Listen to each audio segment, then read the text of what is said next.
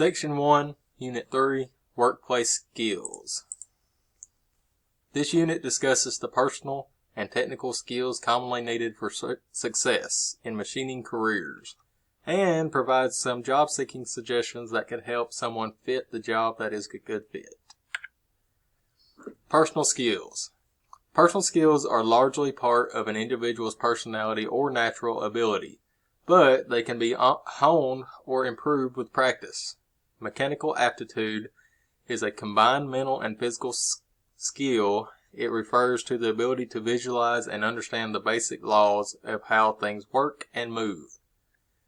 Manual dexterity and hand-eye coordination describe the physical ability to precisely control hand motions. Problem solving or troubleshooting means being able to recognize when something is incorrect and making the corrections to fix errors.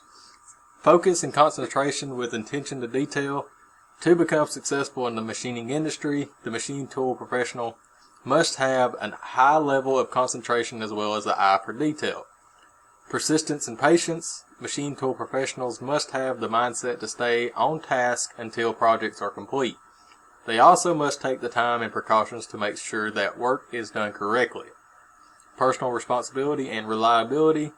People in positions such as setup technician, programmer, machinist, die, mold, and toolmaker, and especially manager are frequently given responsibility for progress and projection completion, with very little supervision along the way. Ability to perform multi-step processes due to lengthy procedures and multi-step needed to perform even common everyday operations. The machining industry worker must be capable of performing those steps accurately. Ability to use technical references, materials. Machine tool technical manuals and complex reference books are very common in the field. So, the skill of finding information in these different forms is fundamental to accomplishing many machining objectives. Interpersonal skills. In the machining field, there is often the need to work with others. Many times you must work with people who are skilled in areas that you are not. Significant memory use.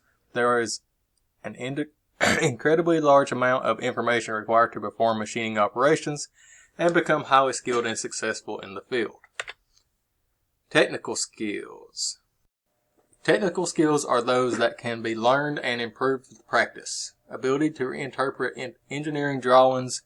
A significant amount of time needs to be invested to become proficient in understanding the language of engineering drawings. Knowledge of English and metric systems of measurement. Proficient math skills. Use of hand tools, measuring tools, and machine and cutting tools. Understanding of metals and other material and their properties. Knowledge and skill in the use of computer technology.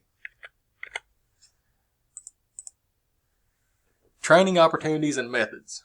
So, second school programs, mainly public school districts in the United States, offer opportunities for basic and to intermediate training related to machine industry. Then you got post-secondary training. Post-secondary education in machining skills is offered through technical schools and colleges, community colleges, and university. So that's where you are now. You got technical schools and community colleges. Technical schools and community colleges usually offer certificate and or associate degree programs. Universities normally offer associate 2-year and bachelorette 4-year degrees. Employer-provided training. Some employers provide training to employees while they are receiving wages. And apprenticeships. Company trainees called apprentices receive a certain number of hours for practical training in machining operations during normal working hours. You got internal or company-provided apprenticeships. These are similar to structured training programs, but upon completion of these apprenticeships, the employee receives the title of a journey person and is expected to be able to perform any machining operation required by that company.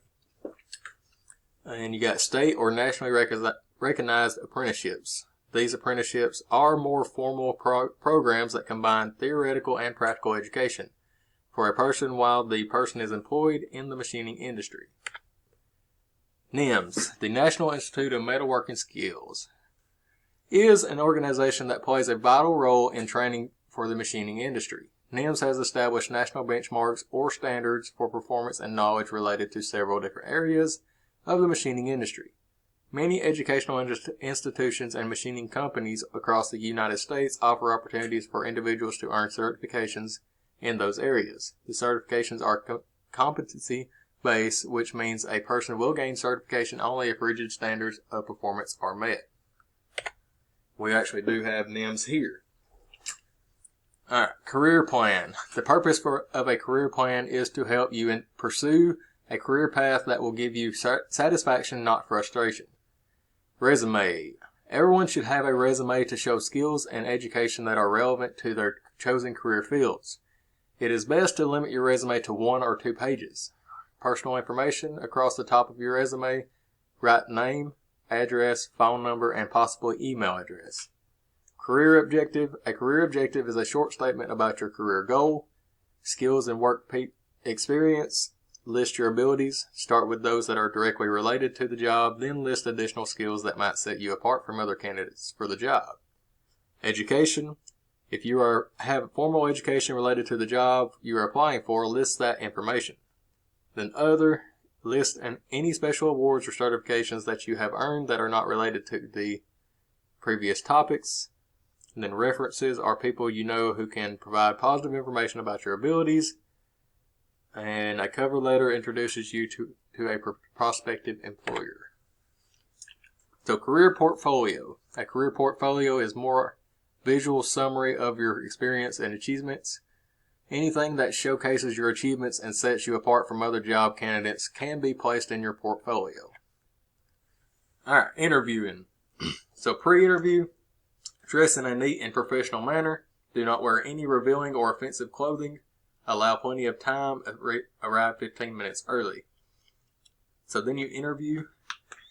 Introduce yourself to the interviewer and greet him or her with a firm but not overpowering handshake. Speak clearly at all times and avoid using offensive language or profanity. Do not bring a mobile phone or pager to an interview. You want to give the interviewer your full attention.